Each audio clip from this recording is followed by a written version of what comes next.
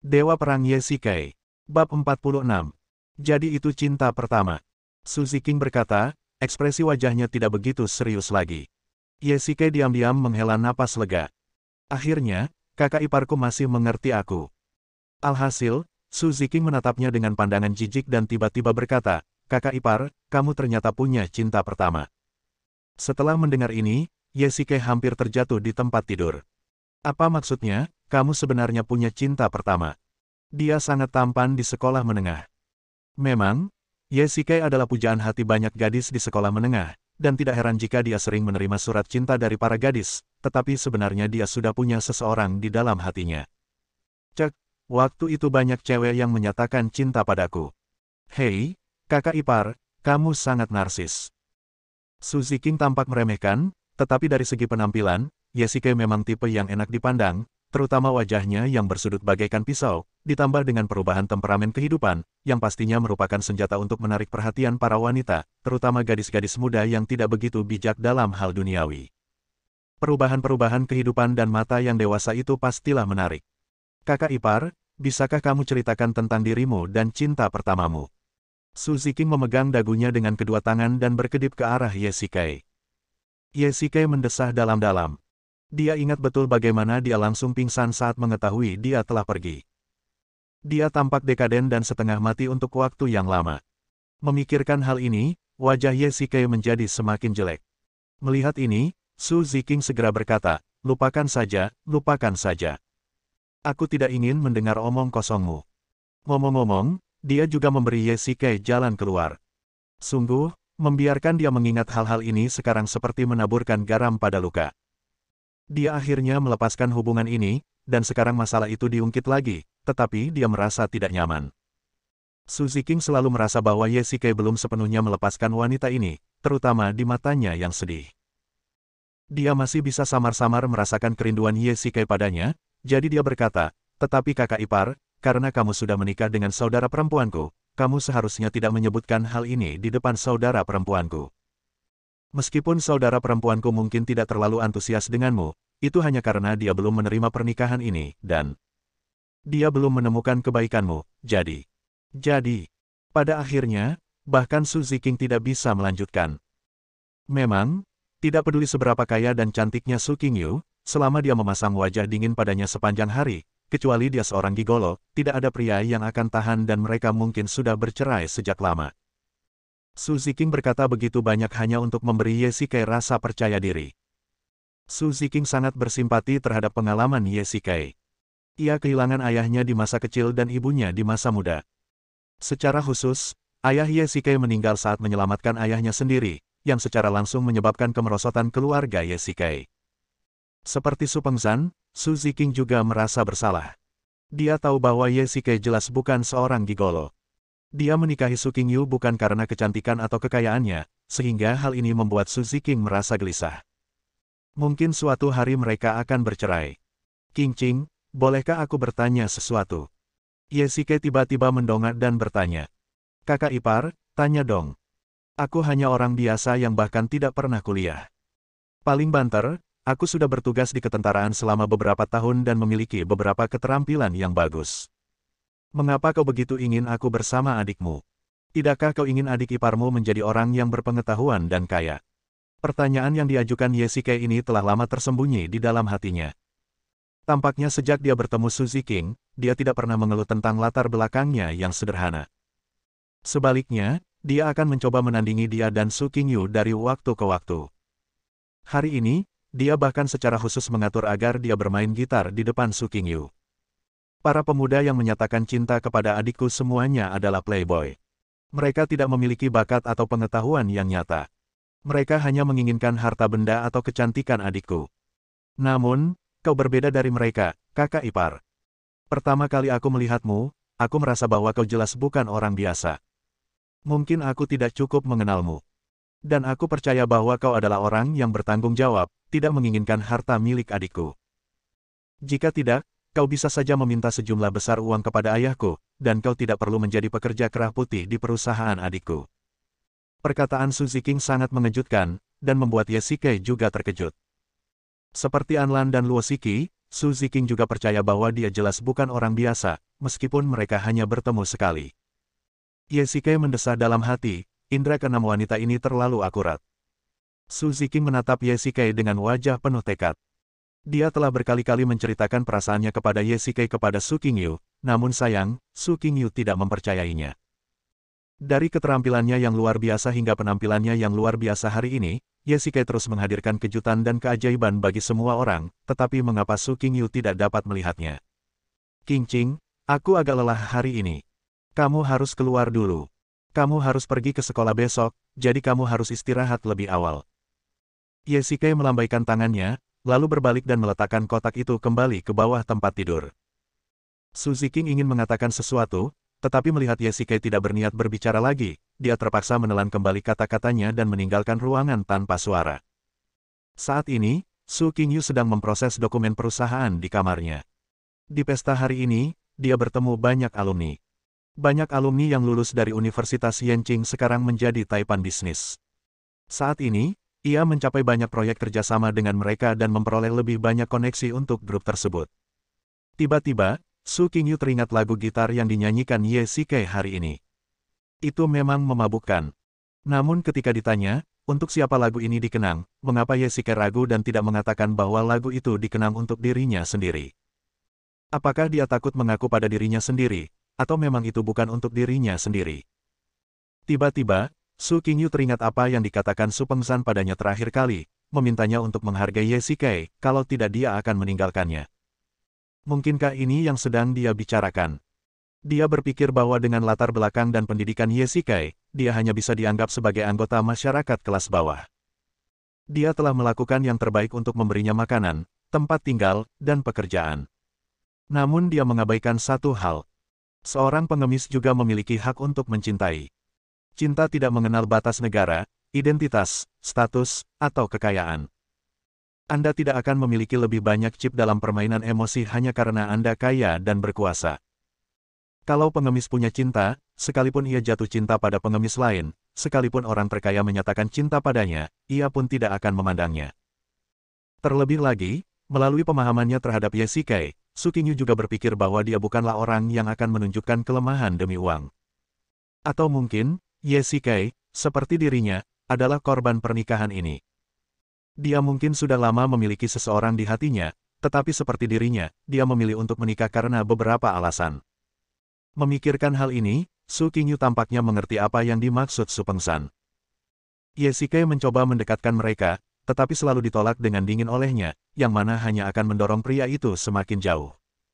Su Qingyu berubah pikiran dan bertanya-tanya mengapa dia harus menunjukkan kebaikan kepada orang biasa. Sekalipun Ye Shikai bukan seorang gigolo, sekalipun dia punya kekasih lain, dia tetap saja orang biasa. Su Qingyu perlahan berdiri, dan tiba-tiba, dia teringat beberapa hal. Luo Shiki secara tidak dapat dijelaskan memberi Ye Shikai 10 juta, dan begitu perusahaannya menghadapi krisis, Luo Shiki segera datang untuk membantu. Su Pengsan pernah berkata bahwa dia pernah bertemu Ye Shikai di acara makan malam amal bonus sen, dan ada berkas kosong mengenai tahun-tahun yang dihabiskan Ye Shikai di luar negeri. Tiba-tiba, sebuah kalimat seakan terngiang di telinganya. Kakak, percayalah padaku, kakak iparku ini pasti bukan orang biasa. Suatu asosiasi yang mengerikan muncul dalam pikiran Su Qingyu. Bab 47. Setelah berpikir lama, Su Qingyu perlahan berjalan keluar kamar dan datang ke pintu kamar Ye Shikai. Melihat pintu yang tertutup, Su Qingyu mulai ragu-ragu. Haruskah dia pergi atau tidak? Dan sekarang sudah sangat larut. Bagaimana jika dia sudah tertidur? Tetapi ketika memikirkan keraguan itu, hatinya terasa gatal seperti anak kucing yang menggaruk. Akhirnya, dia dengan lembut meletakkan tangannya di pintu, ketuk, ketuk, ketuk. Ye Shikai sedikit terkejut ketika mendengar ketukan di pintu. Siapa yang bisa datang terlambat seperti ini? Mungkinkah Su Ziking yang kembali lagi? Ye Shikai segera bangkit dan melangkah maju untuk membukakan pintu. Qingqing, kamu. Qingyu, ternyata kamu, kukira itu Qingqing. Saat Ye Shikai membuka pintu, tanpa sadar dia menyebut Su Ziking, namun saat dia melihat lebih dekat, dia mendapati bahwa itu adalah Su Qingyu, dan raut wajahnya pun menjadi sedikit malu. Kau tidak mengizinkanku masuk, kata Su Qingyu. Pada saat ini, Ye Shikai menyadari bahwa dia berdiri di pintu dan belum membiarkan Su Qingyu masuk. Dia segera minggir untuk membiarkannya masuk. Su Qingyu mengamati sekeliling kamar Ye Shikai.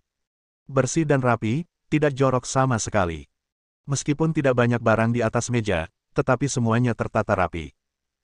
Sungguh ironis untuk mengatakan bahwa mereka telah menikah selama beberapa waktu, dan ini adalah pertama kalinya dia memasuki kamar Ye Shikai. Qingyu, sudah larut malam, apa yang ingin kau bicarakan padaku? Ye Shikai berjalan ke meja, menuangkan segelas air hangat dan menyerahkannya kepada Su Qingyu, tetapi dia masih sedikit gelisah. Mungkinkah karena lagunya? Jika dia benar-benar bertanya tentang hal itu, dia benar-benar tidak tahu bagaimana menjawabnya. Apakah Anda kenal Bonason? Su Qingyu menyesap air dan bertanya langsung. Hal ini membuat jantung Ye Shikai hampir berhenti berdetak. Mengapa dia tiba-tiba menanyakan pertanyaan yang mengejutkan seperti itu? Namun, Ye Shikai lebih terkejut dalam hatinya. Bagaimana Su Qingyu tahu bahwa dia mengenal Bonason? Sejujurnya, dia menyelamatkan Bonason yang dibunuh selama operasi, yang membuatnya bersyukur pada dirinya sendiri. Ketika dia mengetahui identitasnya sebagai Pluto, dia semakin mengagumi dirinya sendiri. Awalnya ia jarang muncul di depan publik, namun saat itu Bonasonlah yang berkeras mengundangnya, dan ia pun hadir di pesta itu karena ketulusannya. Kalau saja Ye Shikai tahu bahwa saat itu dia benar-benar bertemu dengan calon ayah mertuanya, Su Pengzan, aku jadi bertanya-tanya apakah dia akan depresi setengah mati. Saya mengenalnya. Dia adalah orang terkaya di Prancis. Saya juga mendengar namanya selama tahun-tahun ketika saya berada di luar negeri. Ye Shikai tidak menyangkalnya. Karena Su Qingyu menanyakan hal ini padanya, itu berarti dia pasti tahu sesuatu. Akan terlalu palsu jika dia mengingkarinya. Maksudku, apakah kalian berdua teman dekat? Bagaimana mungkin? Dia orang terkaya di Prancis, bukan penjual kubis di jalan. Bagaimana kamu bisa bilang kamu mengenalnya? Qingyu, apakah kamu merasa tidak enak badan? Pada saat kritis, Ye Shikai bertindak seperti aktor pemenang penghargaan. Kemampuan aktingnya tak tertandingi. Setelah selesai berbicara, dia mengulurkan tangannya untuk menyentuh dahi Su Qingyu untuk melihat apakah dia demam. Su Qingyu dengan lembut berbalik ke samping sehingga Ye Shikai tidak bisa menyentuhnya. Dia menatap Ye Shikai dengan curiga dan berkata, lalu mengapa kamu muncul di pesta amal Bonason, dan di area VIP? Su Qingyu sangat yakin akan hal ini. Su Pengzan tidak perlu berbohong padanya. Ye Shikai mengumpat dalam hati, bagaimana dia bisa tahu bahwa dia menghadiri pesta amal Bonason terakhir kali? Apakah dia ada di sana saat itu? Tidak, dia sama sekali tidak mengenalnya saat itu. Sekalipun dia melihatnya sekali, dia tidak dapat mengingatnya. Mungkinkah dia terlalu tampan? Di pesta itu, aku menjadi pelayan. Melihat bahwa dia tidak bisa lagi menyembunyikan kebenaran dari Su Qingyu, Ye Shikai segera membuat alasan dan senang bahwa dia tidak mengatakan bahwa dia tidak mengenal Bonason saat itu, jika tidak, dia pasti akan tahu bahwa dia berbohong padanya. Kemudian, Bonason melihat bahwa aku memiliki keterampilan yang baik dan memintaku untuk menjadi pengawal. Qingyu, kamu tahu bahwa aku bertugas di ketentaraan di Tiongkok selama beberapa tahun. Ye Shikai menambahkan, dia harus mempercayainya dengan cara ini. Benarkah begitu? Dia cukup akrab dengan keterampilan Ye Shikai. Su Pengzan pernah berkata bahwa Ye Shikai berasal dari suatu kekuatan misterius, jadi tidak mengherankan jika dia memiliki keterampilan yang luar biasa. Setelah memikirkannya dengan cermat, alasan Ye Shikai tampaknya lebih logis, dan Su Qingyu mempercayainya. Mengenai mengapa Luo Shiki tiba-tiba memberikan bantuan kepada Tianya Group, Su Qingyu tidak mengaitkan apapun dengan Ye Shikai. Su Qingyu tahu bahwa Luo Shiki bukanlah wanita biasa, dan dia mungkin memiliki tujuannya sendiri dalam membantu kelompok kali ini. Baiklah, sebaiknya kamu tidur lebih awal. Aku pergi dulu. Su Qingyu berdiri dan meninggalkan ruangan. Ye Shikai mendesah diam-diam. Dia pikir istrinya akan menginap. Namun, itu hanya sebuah pikiran. Jika Su Qingyu tahu apa yang dipikirkannya, dia pasti akan mengusirnya. Setelah Su Qingyu pergi, Ye Shikai kehilangan rasa kantuknya dan tiba-tiba teringat saat terakhir kali Luo Shiki membunuhnya. Beberapa hari telah berlalu, tetapi tidak ada pergerakan dari si pembunuh. Ye Shikai tidak percaya bahwa orang-orang itu akan berhenti di situ. Prinsip si pembunuh adalah tidak menyerah sampai tujuan tercapai. Semakin sedikit musuh yang muncul, semakin tidak pasti dia. Terutama jika seorang kultivator seperti Duya muncul lagi untuk membunuhnya, Luo Shiki akan sulit dihadapi. Ye Shikai mengeluarkan ponselnya dari sakunya dan menelepon. Setelah panggilan tersambung, Ye Shikai berkata, Halo, hantu, bagaimana penyelidikannya? Bos, pembunuhan Luo Shiki di bar kali ini tidak dilakukan oleh kelompok itu. Apa? Bukan mereka. Ye Shikai tercengang. Dia selalu mengira bahwa Dukrou dan pembunuh di mal terakhir kali adalah sekelompok orang, tetapi dia tidak menyangka ada orang lain. Wajah Ye Shikai serius, alisnya berkerut, dan setelah berpikir sejenak, dia menyadari bahwa seharusnya tidak ada kultivator seperti Duya. Jadi benar-benar ada dua kekuatan yang mencoba membunuh Luo Shiki. Oh, bibiku, berapa banyak orang yang telah kau sakiti hatinya. Jangan khawatir, bos. Anda tidak perlu khawatir bahkan jika pihak lain memiliki kultivator di masa depan. Ghost ditambahkan. Setelah mendengar ini, Ye Shikai menghela napas lega. Dia masih memiliki kepercayaan terhadap orang-orang di istana dunia bawahnya. Masing-masing dari mereka memiliki kemampuan tempur yang luar biasa. Hal terpenting adalah keberanian mereka menghadapi kematian dan kesetiaan penuh mereka kepada istana dunia bawah. Jika ada pembudidaya yang muncul lain kali, mereka akan mampu mengatasinya. Bab 48. Di sebuah rumah bangsawan di suatu tempat di Prancis, seorang wanita berpakaian putih tengah menatap bulan terang di langit malam dengan kesedihan tak terhingga di matanya. Sutra putih panjangnya sedikit melorot, membuatnya tampak sedikit malas. Di tangannya yang seputih salju, dia memegang segelas anggur merah, yang dengan lembut dia letakkan di bibirnya dan menyesapnya. Cahaya bulan yang terang menyinari wanita itu, pemandangannya indah dan menawan, membuat orang tak henti-hentinya melamun. Tiba-tiba pintu aula terbuka, seorang wanita berpakaian ketat berwarna putih berjalan cepat, berlutut di depan punggung wanita itu, dan berkata dengan hormat, "Tuan Dewa Bulan, Pluto diserang oleh seorang pembunuh di Tiongkok." "Apa? Dia baik-baik saja." Jejak kekhawatiran dan keterkejutan tampak di wajah tenang wanita itu. "Dia baik-baik saja. Dia membunuh semua pembunuh itu. Orang-orang dari kuil bulan sudah menemukan pembunuhnya." Wanita itu berkata dengan ekspresi dingin yang sama di wajahnya. "Siapa ini?" Wanita berpakaian putih itu perlahan berbalik, memperlihatkan wajahnya yang sangat cantik. Wanita itu adalah Dewi Bulan Jiqian. Dia mengalami depresi sejak Ye Shikai kembali ke Tiongkok terakhir kali. Ketika dia mendengar bahwa Ye Shikai dibunuh, jejak kekejaman melintas di wajahnya, dan tubuh halusnya tiba-tiba meledak dengan aura pembunuh. Itu kelompok pembunuh pemburu rubah. Wanita itu terkejut dengan aura pembunuh yang tiba-tiba muncul dari Jiqian, yang tidak lebih lemah dari aura pembunuh bayaran terkemuka. Mengapa kelompok pembunuh pemburu rubah ingin membunuhnya? Jiqian bertanya. Tidak, target kelompok pembunuh itu bukanlah dia, melainkan seorang wanita bernama Luo Shiki, yang kebetulan dia temui. Luo Shiki, selidiki dia.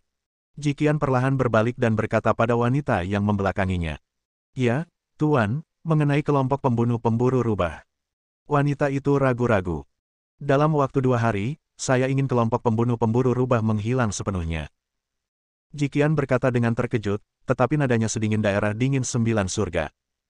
Menghancurkan kelompok pembunuh yang terkenal di dunia bawah tanah dalam 2 hari tentu akan menjadi omong kosong jika orang itu adalah orang lain. Namun, Jiqian adalah Dewa Bulan, dan mudah bagi kekuatan Dewa Tuhan untuk mencapai hal ini. Bagi Jiqian, Ye Shikai adalah titik lemahnya, dan siapapun yang menyentuhnya akan mati. Baik, Tuan. Saya akan segera mengurusnya. Setelah mengatakan itu, wanita itu meninggalkan aula. Jiqian perlahan duduk di sofa, memegang tongkat di tangannya, yang terlihat sangat sederhana dan sederhana. Dia perlahan-lahan mengedarkan kekuatan internal dalam tubuhnya. Ketika kekuatan internal memasuki tongkat itu tiba-tiba memancarkan cahaya putih yang menyilaukan. Jiqian menatap keluar jendela dengan serius, dan terus bergumam, "Yanjing, Yanjing." Keesokan paginya, di kamar Ye Shikai. "Kakak ipar, cepat bangun. Berapa lama kamu akan tidur?" Su Ziqing duduk di tempat tidur Ye Shikai dan melepas penutup matanya. Nada suaranya sedikit marah dan tidak sabar. "Qingqing, biarkan aku tidur sedikit lebih lama. 5 menit saja." Ye Shikai melambaikan tangannya untuk menepis tangan kecil Su Ziqing, lalu berbalik dan membelakangi Su Ziqing. "Kakak ipar sialan, sudah kubilang jangan tidur-tiduran di tempat tidur." Melihat ini, Su Ziqing menarik selimut Ye Shikai, lalu berdiri, mengangkat kaki mungilnya, dan menendang lengan Ye Shikai dengan keras. "Aduh!" Ye Shikai berteriak. Gadis kecil ini menendangnya dengan sangat keras. Dia hampir menendangnya ke tanah. Jika orang lain ditendang seperti ini, mereka akan merasakan sakit selama setengah hari. "Huff, Kau kakak ipar yang bau, sekarang kau tahu betapa kuatnya aku. Su Ziking menatap Ye Sikei yang tampak lesu dengan ekspresi puas di wajahnya, dengan sedikit senyum di bibirnya. Sekarang Ye Sikei benar-benar sadar dan mengambil telepon genggam di meja samping tempat tidur. Saat itu baru pukul 6. Wajah Ye Sikei tampak muram, mengira dirinya ketiduran lagi. Qingqing, kenapa kau berlari ke kamarku pagi-pagi begini? Tidak bisakah kau belajar dari kakakmu? Ye Sikei sedikit mengeluh, terutama kalimat terakhirnya, yang diucapkannya sepenuhnya bergumam. Apa maksudmu dengan meniru adikku? Su Ziking sedikit bingung. Baiklah, tidak apa-apa. Ada apa? Tentu saja yang dikatakan Ye Sikei adalah bahwa Su Qingyu tidak pernah datang ke kamarnya, kecuali satu kali tadi malam, tetapi ini hanya sekadar keluhan, dan dia tidak berani mengatakannya di depan kedua saudara perempuan itu. Hehe, kakak ipar, Han Ruoyao dan aku punya janji untuk bernyanyi di KTV malam ini, tetapi semua kartu kreditku telah diblokir oleh kakakku. Keuangan sedang terbatas. Kakak ipar, bisakah kau mensponsoriku sedikit? Ye Sikei merasa malu. Ternyata dia meminta uang. Tidak perlu membangunkannya pagi-pagi sekali, atau menggunakan cara yang begitu kasar. Ini jelas memaksanya. Ye Sikei mengulurkan tangan dan menyentuh perutnya. Itu masih terasa menyakitkan. Dia berkata dengan enggan, Qingqing, bukankah adikmu memberimu biaya hidup? Ya, tapi itu tidak cukup untuk dibelanjakan. Berapa penghasilan adikmu tiap bulan? 6.000. Su Ziking berkata dengan wajah agak merah, agak malu. 6.000? Apakah Anda bercanda? Aku bekerja seperti budak di perusahaan kakakmu dan hanya menghasilkan 6.000 sebulan, oke. Anda tidak perlu melakukan apapun dan Anda mendapatkan uang, dan itu juga termasuk makanan dan akomodasi, dan Anda masih kekurangan uang. Ye Sikei ingin meneriakkannya keras-keras, lagi pula, ini masalah prinsip, bagaimana bisa seseorang mengembangkan kebiasaan menghabiskan uang secara boros. Saya ingat ketika saya masih kecil, saya selalu bekerja paruh waktu untuk menambah pendapatan keluarga, dan bahkan pergi berjudi di tinju. Qingqing, penghasilan kakak iparmu hanya 6.000 yuan per bulan. Aku ingin membantumu, tetapi aku tidak punya kekuatan untuk melakukannya. Selain itu, kakakmu sudah berulang kali mengatakan kepadaku untuk tidak memberimu uang saku atau mengajakmu keluar. Kamu memintaku melakukan ini dengan melanggar hukum. Tidak mungkin. Kakak ipar, terakhir kali kamu pergi makan bersamaku, kamu membayar tagihan lebih dari 50.000 yuan tanpa melihatnya. Aku tidak percaya kamu tidak punya tabungan. Su Ziking memasang ekspresi meremehkan, dan 3 kata, aku tidak percaya, seakan tertulis di wajahnya. Qingqing, itu tabungan kakak iparmu. Kenapa kamu tidak minta uang pada kakakmu yang kaya raya? Kenapa kamu datang padaku, seorang pekerja, untuk merampoknya? Kakak ipar, apakah kamu belum mengenal adikku? Dia adalah tukang buli di rumah. Aku benar-benar tertekan olehnya. Setelah berkata demikian, Su Ziking langsung berbaring di tempat tidur Ye Sikei, seolah-olah dia tidak akan pergi kecuali dia memberinya uang. Bukankah kamu seorang bajingan? Oke, uang ini untukmu. Melihat ini, Ye Sikei mengeluarkan 5 tumpukan uang kertas dari meja samping tempat tidur tanpa daya, 10.000, 20.000, totalnya 50.000 yuan. Benar saja, itu adalah 10 juta yang diberikan Luo Shiki padanya terakhir kali, tetapi Su Qingyu memberinya 50.000 yuan menurut algoritma perusahaan. Karena dia tidak kekurangan uang, dia mungkin juga memberikannya kepada Su Ziking. Dengan cara ini, uang 10 juta itu dapat dianggap telah dikembalikan sepenuhnya kepada kedua saudari itu. Wah, kakak ipar, kamu pergi merampok bank, dari mana kamu dapat uang sebanyak itu? Su Ziking menerima uang 50.000 yuan itu dengan ekspresi terkejut. Ia tidak menyangka kalau kakak iparnya ternyata punya tabungan sebanyak itu. Ini adalah dividen yang diberikan perusahaan kepada saya saat saya menyelesaikan pesanan besar terakhir kali. Saya tidak menghabiskan banyak uang, jadi Anda dapat mengambilnya dan menggunakannya terlebih dahulu. Bab 49. Kakak ipar, lupakan saja. Paling buruk, aku tidak akan pergi. Aku akan mengembalikan uang itu padamu. Su Ziking ragu-ragu sejenak, dan akhirnya mengembalikan 50.000 yuan. Qingqing, kamu harus mengambilnya. Kakak ipar masih punya tabungan, jadi dia tidak membutuhkan 50.000 yuan. Hehe, kalau begitu aku akan mengambilnya. Terima kasih, kakak ipar. Pada akhirnya, Su Ziking tidak menolak. Karena Ye Sikei berkata demikian, sebaiknya dia menurutinya. Dia mengambil uang itu dan berlari keluar dengan gembira. Aduh, kapankah gadis kecil ini akan tumbuh dewasa? Ye Shikei mendesah diam-diam. Setiap kali melihat Su Ziking, Ye Shikei akan teringat Su Qingyu, bukan hanya karena kedua saudari itu memiliki 3 kesamaan, tetapi juga karena kepribadian mereka. Yang satu polos dan periang, yang satu sedingin salju, yang satu bersemangat seperti api, dan yang satu selembut air. Mungkin saat Su Pengzan memberi mereka nama, kepribadian mereka sudah ditentukan. Cerah adalah Yang, dan hujan adalah Yin. Ye Shikei tidak dapat memahami kombinasi Yin dan Yang ini, tetapi dia tidak percaya bahwa Su Pengzan dapat meramal masa depan. Sebaliknya, dia percaya bahwa kepribadian Su Qingyu disebabkan oleh lingkungan. Setelah Su Ziking pergi, Ye Shikei berbaring di tempat tidur. Su Qingyu datang menemuinya tadi malam, dan Su Ziking datang menemuinya lagi pagi ini.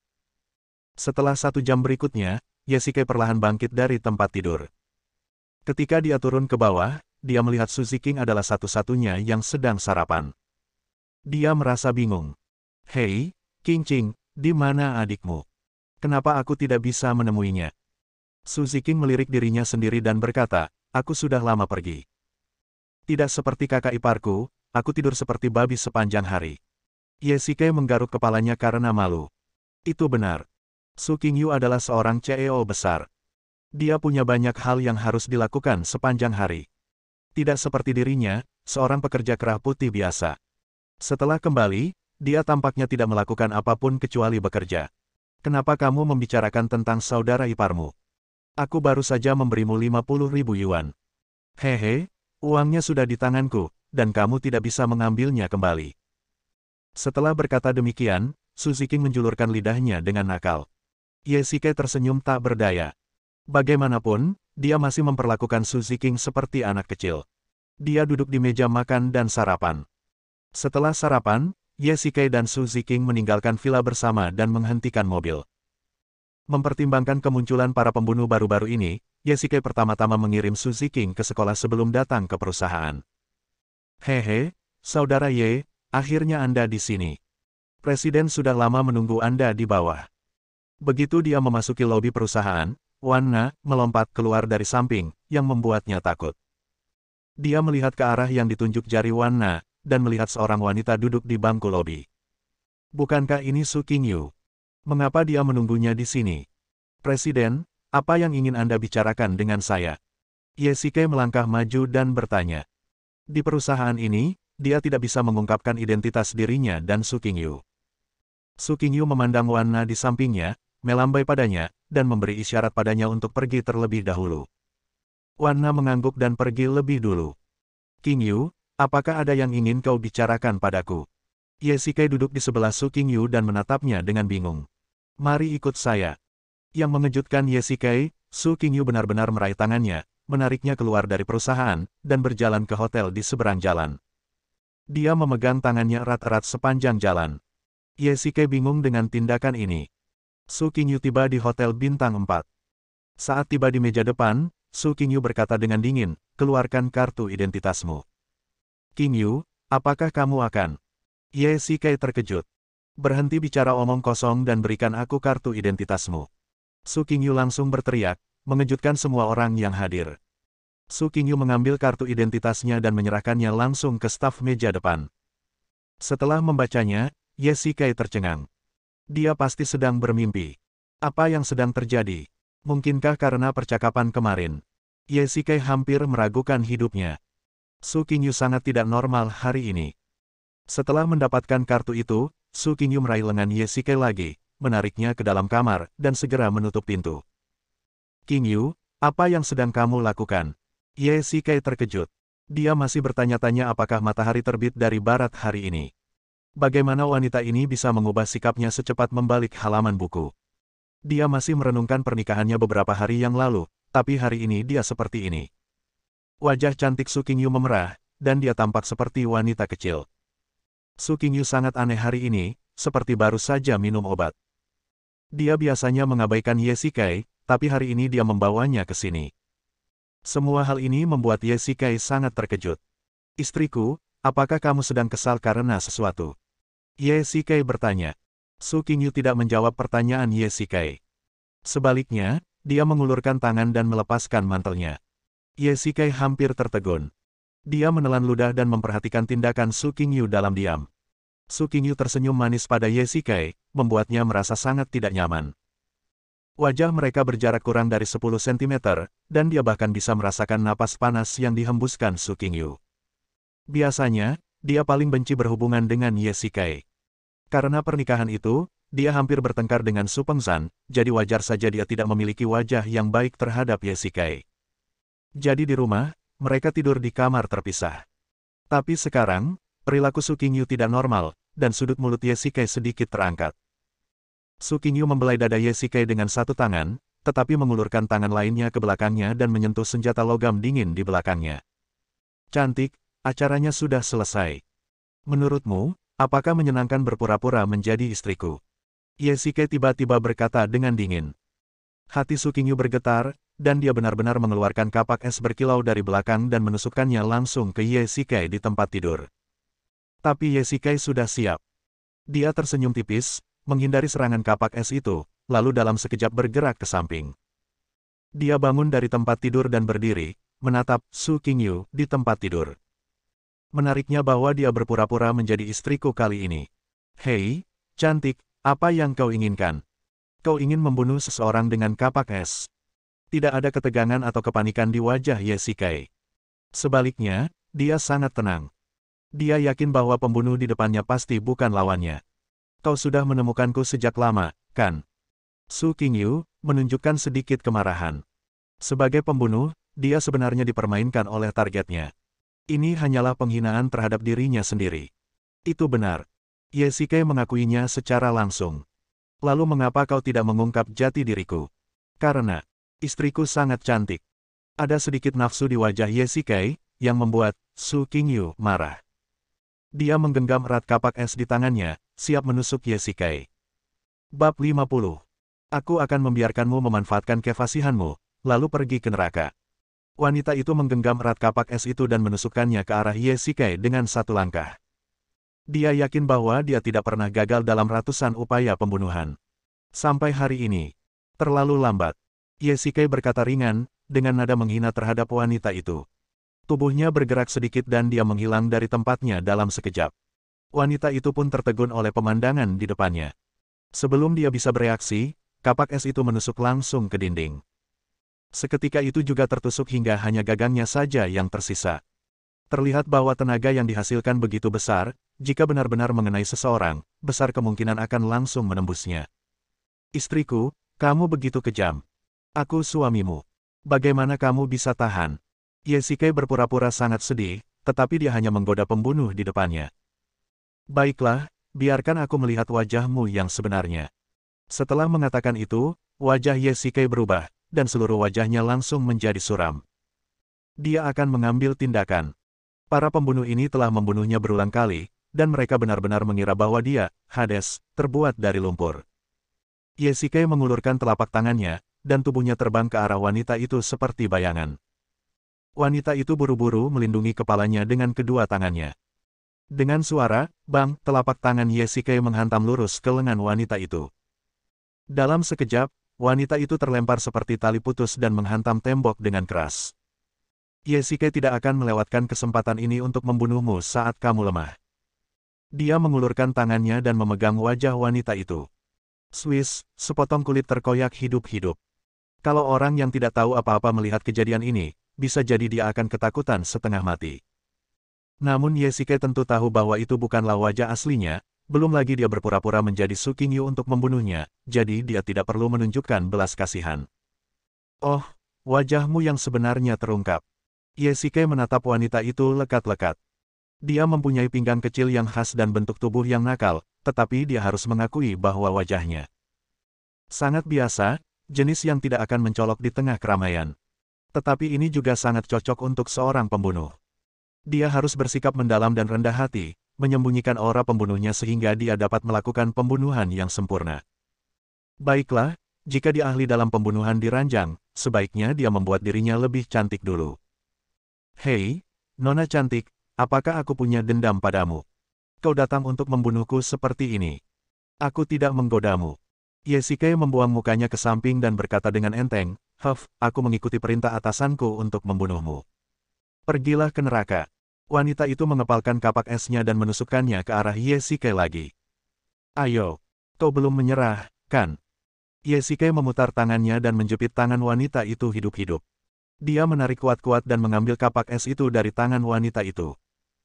Meskipun wanita itu tidak menimbulkan ancaman baginya, harus dikatakan bahwa sebagai seorang pembunuh, keterampilan pembunuhan wanita itu cukup profesional. Dia mungkin termasuk dalam 50 teratas di dunia, dan bahkan lebih mengancam daripada gagak racun terakhir kali. Tentu saja tidak mudah bagi suatu kekuatan untuk memiliki pembunuh setingkat ini. Sekarang aku tahu mengapa Poison Crow mati di tanganmu. Wanita itu menyeka darah dari sudut mulutnya dengan lembut, dengan ekspresi agak tidak rela. Duya, ini orang yang kamu temui di bar terakhir kali. Kamu bersekongkol dengannya. Yesike sedikit marah. Terakhir kali, kelompok orang ini pergi untuk membunuh Luo Shiki, dan kali ini mereka benar-benar datang untuk membunuhnya. Yesike tanpa sengaja melirik wajah Su Qingyu di tanah. Tiba-tiba dia seperti teringat sesuatu, dan sedikit rasa panik dan gelisah tampak di wajahnya. Jadi, begitulah yang kau pikirkan, istrimu yang cantik mungkin sedang dalam perjalanan menuju alam baka sekarang. Wanita itu tiba-tiba tertawa, tampak sangat garang, apa katamu? Wajah Yesike tiba-tiba berubah, dan tubuhnya langsung bergerak ke sisi wanita itu. Dia mengulurkan tangannya dan memegang erat leher wanita itu. Tidak masalah jika ada yang membunuhnya, tetapi membunuh istrinya akan menyentuh skala kebalikannya. Para pembunuh ini benar-benar mengetahui bahwa Su Qingyu adalah istrinya, yang pasti luar biasa. Tetapi dia tidak punya waktu untuk mencari tahu begitu banyak sekarang.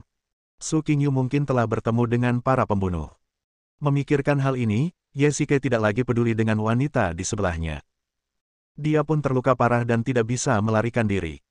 Dia segera mengeluarkan ponselnya dari saku dan menghubungi nomor Su Qingyu. Jantungnya tergantung di udara. Istriku, kamu harus menjawab telepon. Halo, apakah ada yang ingin kamu bicarakan padaku? Alhamdulillah panggilannya tersambung. Tampaknya Su Qingyu baik-baik saja. Qingyu, kamu baik-baik saja. Di mana kamu sekarang? Yesike bertanya dengan tergesa-gesa. Tentu saja aku ada di perusahaan. Bagaimana denganmu? Apakah kamu keluar untuk bermain-main lagi? Baiklah, kamu tinggal saja di kantor sekarang, dan jangan keluar apapun yang terjadi. Hei, ada apa denganmu? Yesike menutup telepon sebelum Su Qingyu selesai berbicara. Setelah wanita di sampingnya mendengar percakapan antara keduanya, dia menunjukkan ekspresi yang tidak dapat dipercaya di wajahnya. Apa? Tidak mungkin.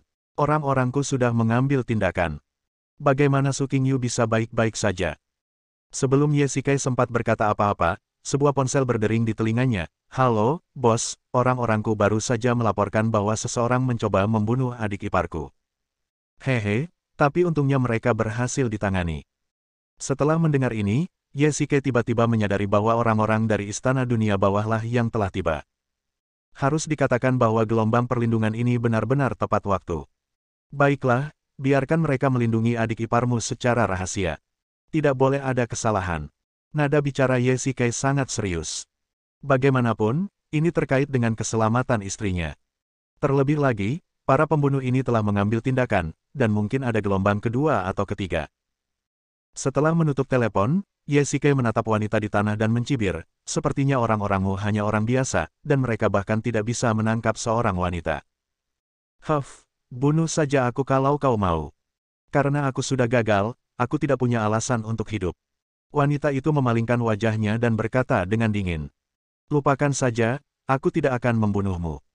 Pergi dan katakan pada tuanmu bahwa jika dia berani menyerangku lagi, jangan salahkan aku karena membunuhnya sendiri. Aku akan membunuhnya seperti membunuh ayam. Yesike menekankan dua kalimat terakhir. Dia tampak sangat mendominasi. Bahkan wanita itu pun terkejut. Dia telah menyaksikan sendiri kekuatan mengerikan tuannya. Tetapi laki-laki di depannya berani mengucapkan kata-kata seperti itu. Kenapa? Kau tidak membunuhku? Wanita itu bertanya. Dia mengira Yesike akan marah dan membunuhnya setelah dia menyinggung Su Qingyu, tetapi dia tidak menyangka bahwa dia akan membiarkannya pergi. Kalau aku membunuhmu, bagaimana aku bisa menghadap atasanmu? Kau seharusnya bersyukur istriku baik-baik saja. Kalau sehelai rambutnya rontok, aku akan memintamu, tuanmu, untuk dikuburkan bersamanya. Yesike memancarkan aura pembunuh yang kuat, seolah-olah dia telah berubah menjadi dewa kematian dari neraka. Ada banyak sekali mayat di sekelilingnya.